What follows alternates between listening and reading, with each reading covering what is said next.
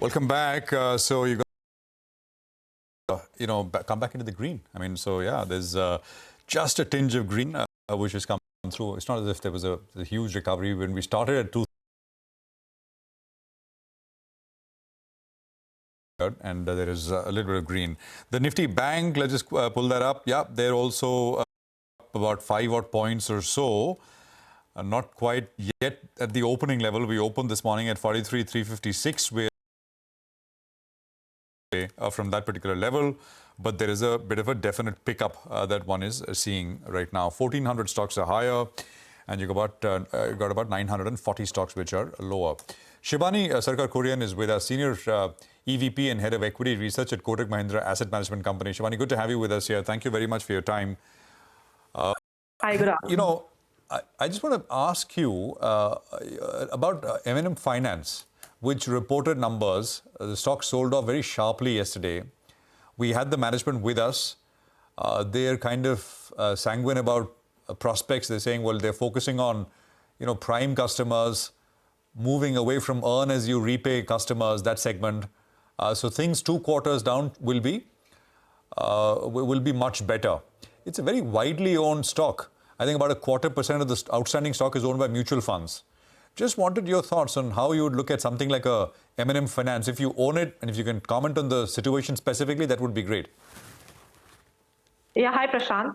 Unfortunately, we'll not be able to comment specifically on the stock, but let me try to, maybe answer the question slightly differently.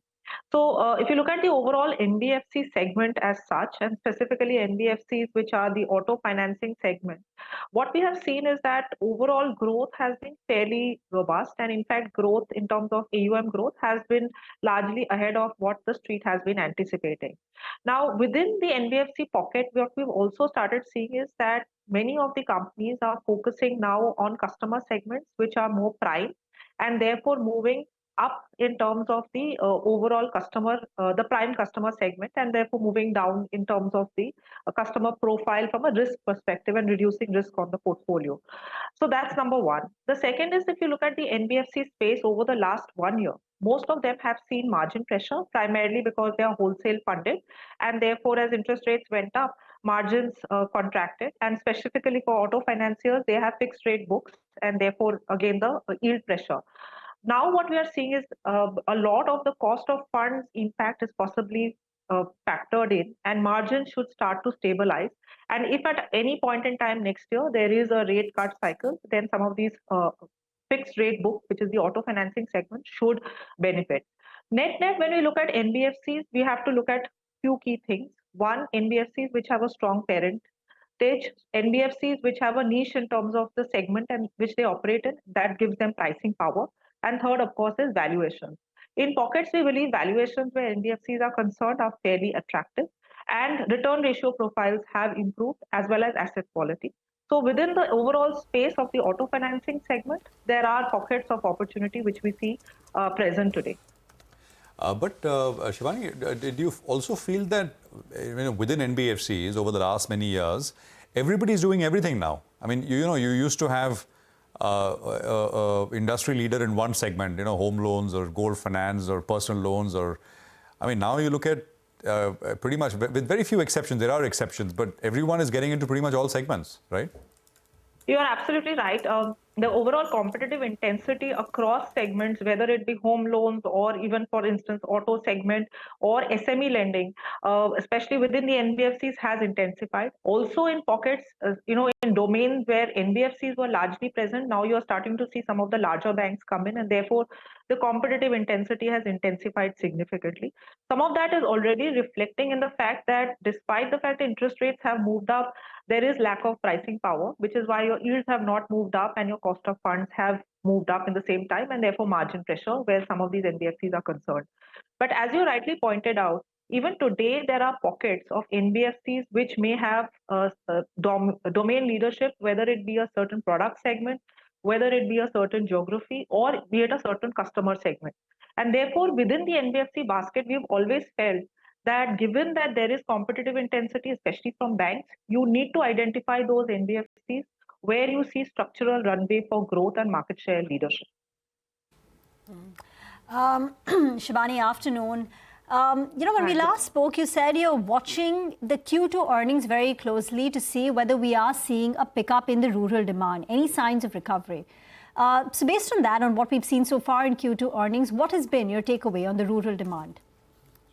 So it's been a very, very slow and steady improvement where rural demand is concerned. It's not that we've seen any sign which says that there's a runaway recovery where rural demand goes. If you look at some of the companies that have reported numbers so far and the commentary that has come out, things have not worsened, but things are improving, but at a very, very slow and gradual pace. But the direction is of improvement. So some of the key factors, of course, we still need to watch out for. One is you would know that from an overall monsoon perspective, rainfall this time around was 6% below long-term averages. The more important factor is the sowing pattern. So Kharif sowing has been largely the similar sort of trends that we saw last year, so flat YOY. But I think what we are really watching out for is the Rabi sowing pattern as well, because reservoir levels are below long-term averages, and therefore whether that has an impact on Rabi sowing. The second is festive demand has been fairly buoyant, and therefore that bodes well from a rural recovery perspective.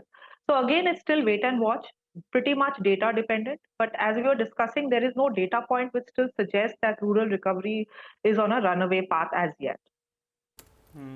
Hi, Shibani. Good afternoon. What about the state elections? As of now, it appears that the feedback you're getting is mixed out there. How big an impact it can have on the equity markets? Because the prime focus would be on the central government, on the elections next year. But state elections, could they cause some bit of a worry for market participants? So I think, as you rightly pointed out, the market would possibly look next year in terms of the general election. Of course, what we have seen in the past, while state elections in the near term can result in some degree of volatility for markets, but finally, I think market looks at what's happening at the center from a policy perspective, and that's more important from a structural driver for the market. I think as we go into the next year, there are many such events that are planned. That will likely play out. State elections is one of them. The earnings season as it progresses is also likely to be the other factor. I think also what we need to watch out for is that so far our overall macro and the domestic demand scenario has been holding up fairly well. But at the margin, we need to possibly keep in mind that there have been a few red flags. So for instance, we as a country from a macro perspective have a lot going in as far as crude is concerned, and crude has inched up and has been volatile. Secondly, the flows, especially where FIIs are concerned, have turned negative once again. So, and finally, of course, valuations, which we have discussed many times on your show as well.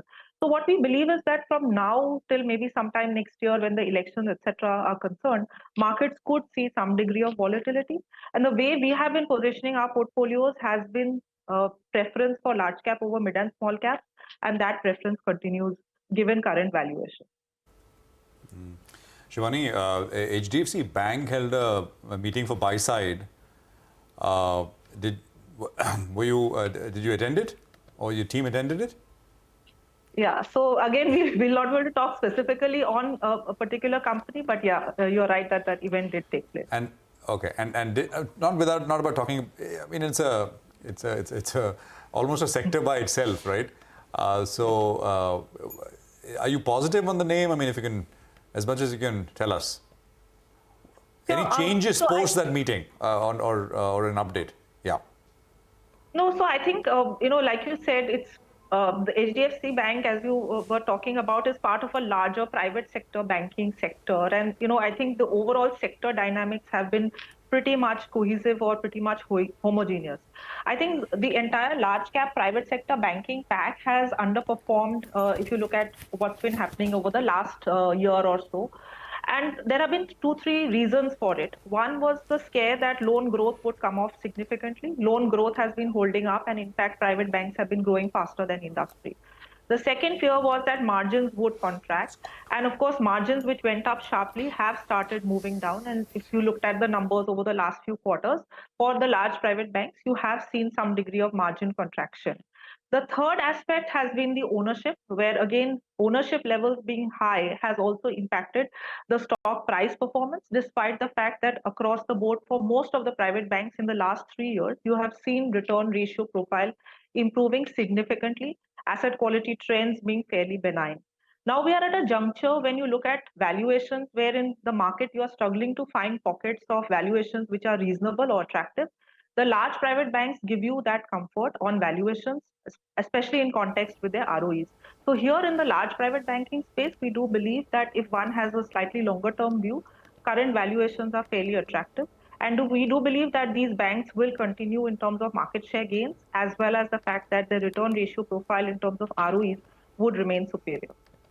Okay, all right. They've been underperformers, the BFSI space, Shibani, but as you said, earnings visibility, valuations, they are in that favor. Let's see how fast they can catch up, but otherwise, they've been relative underperformers. Take your point on that. And thanks so much for joining in this afternoon, Shibani, and giving us your views on the markets and individual sectors that we discussed as well.